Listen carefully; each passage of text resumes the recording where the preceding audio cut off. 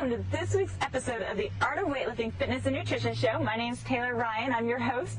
I wanted to remind you that this is my weekly show that's brought to you by the product Body Fat Blasting Boot Camp. It's a great 12-week program of boot camp style workouts that are actually inspired by my own boot camp that I do here in Charleston, South Carolina. A great easy to follow nutrition plan that I know you can do, and motivation and support, because that's so important to stick with a program and to see results. So if you're interested, you can check it out by going to the link below this video. But today on the show, we're going to cover some great information. We're going to be covering muscle soreness. Is it necessary? What's really going on with your muscles? You might be surprised.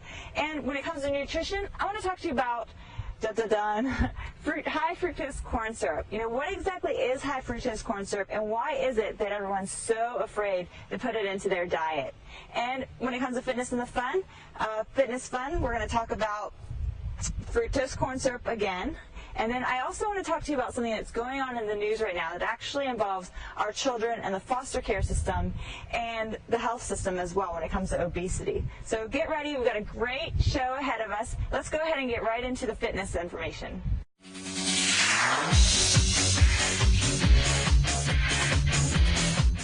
Okay, so this is our fitness segment, and today I want to cover muscle soreness. What's going on with your body, and is it necessary to be sore after a workout to actually get results? Well, first off, a lot of people assume that muscle soreness, the next day or 2 days after a workout is a buildup of lactic acid. I know that you're familiar with the term, but believe it or not, lactic acid is taken out of your system within seconds of finishing a workout. Lactic acid is basically your body's way of getting extra energy to be able to pump through the rest of your sprints or your weightlifting or your workout, and that's when your muscles really itch.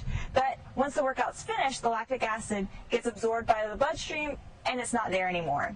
So then what's going on? What causes the muscle soreness when you wake up the next morning? The thing is, when you work out and you really push yourself, you cause micro tears in your muscles. Now these micro tears are necessary to get toned and to boost your metabolism. And so that soreness is just a way of your body telling you, wow, you did something. You're really working for a goal. So, when people ask me, is it necessary? If you're trying to change your body composition, then yes, you want your muscles to be sore the next day. You know that you've done something, and it's your muscles' way of saying, whoa, we need time to recover, so that you know not to push yourself too hard. Now, if you're trying to maintain the body that you have now, and you're not sore, then that's fine. You don't need to be sore to have a good body. But if you're trying to get more toned, increase your metabolism, lose a little bit of extra body fat, then I definitely recommend pushing yourself to the point that you're going to be sore the next day. You don't want to be so sore you can't move, but you definitely love that feeling of when you kind of try to get up and like, ooh, my thighs are burning. That's a good thing, and you should be proud of yourself. It means that you're really working when you go to the gym and when you lift those weights. So I hope that clears up the idea of what muscle soreness is for you. Now we're going to get into the nutrition segment today, covering high fructose corn syrup.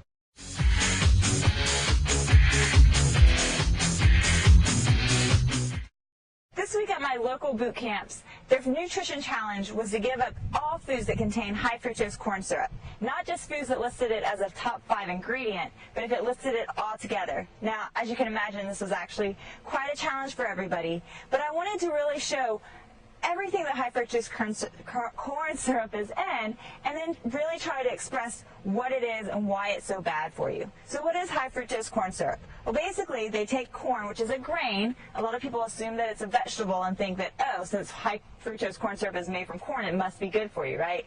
Well, it's highly, highly processed. It goes through where you get your normal cornstarch or corn syrup, and they process it with an enzyme or an acid to help break up the glucose molecules, glucose being simple sugars, and when it does that, it really brings out the sweetness. A lot of times it will actually even be processed even more to make that glucose, turn it into fructose, and make it even more sweet. Now, the thing with it is that your body doesn't determine, it can't tell the difference between sugar and artificial sweeteners. So your body reacts the same, which means that your insulin levels go up and your body's desire to store body fat increases significantly. Now, the thing about high fructose corn syrup is that it totally messes up all your digestive powers basically altogether. In recent studies, it shows that mice that were given a diet with high fructose corn syrup versus rats that were given a diet with just normal table sugar, the rats actually gained more weight with the high fructose corn syrup, even though they were the exact same calories in the diet. Now, which is even more surprising, it showed that people that are high in high fructose corn syrup gain 43% more weight. This is like a 200-pound man gaining 93 pounds from eating this high fructose corn syrup diet.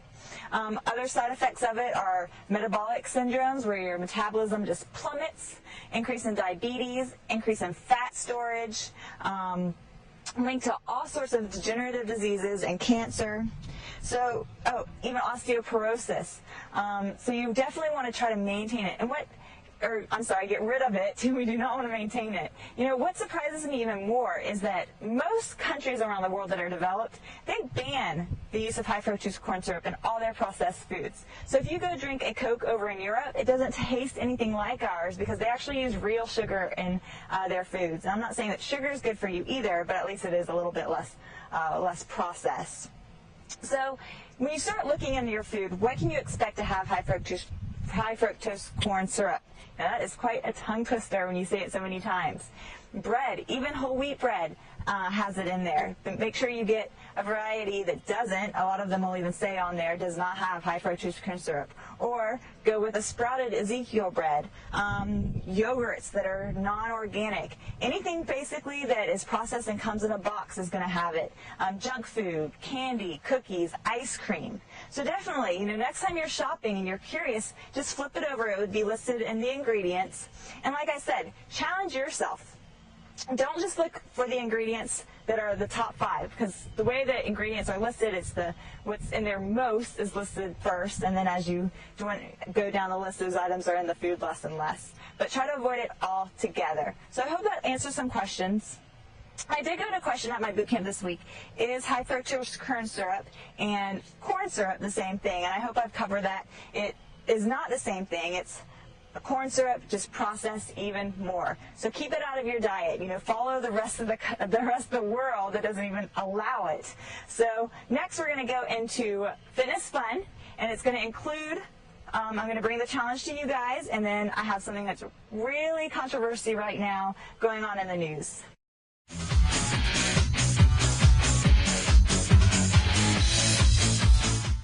For fitness fun, as I mentioned, I had given the challenge to my boot campers here to give up all food with high fructose corn syrup. And I want to give that challenge to you too. So over the course of the next 7 days, I want you to be aware of what you're eating. Turn over your food, look in the ingredient list, and see if you can avoid eating anything with high fructose corn syrup for the next 7 days. I know that you can do it. There's always great alternatives, but just see how it is, and you'll probably be really surprised to find out just exactly how many food items this stuff is in. Now, the next topic that I want to bring up it's a big controversy right now. The foster care system in the government is trying to propose that very obese kids, I'm not just talking about overweight, but very obese kids should be taken out of their homes and placed in a foster care system in order for their families to go through a system where they actually are educated on eating healthy, getting fitness into their life, and raising a healthier family to try to avoid their child growing up to be obese and bring them down to a healthy level. Now, I'm not going to put my opinion out on this, but I want to hear from you. What do you think? If a child is very obese, is it the parent's fault? Should that child be taken out of their home, placed in a foster care system until they're brought down to a healthier level so that they don't have to deal with diabetes, heart disease, of course, body image as a child? But post your thoughts. I want to hear from you. Now, that's today's show. Remember that this is a weekly show. I do apologize for not being on its normal schedule this week. We had a bit of a kitty cat emergency, but everything's doing well. She seems to be on the mend, so we're very excited. But it normally is a weekly show, and I'm always looking for new topics or anything that you'd like me to cover. Feel free to email me personally at taylorryan0406@gmail.com.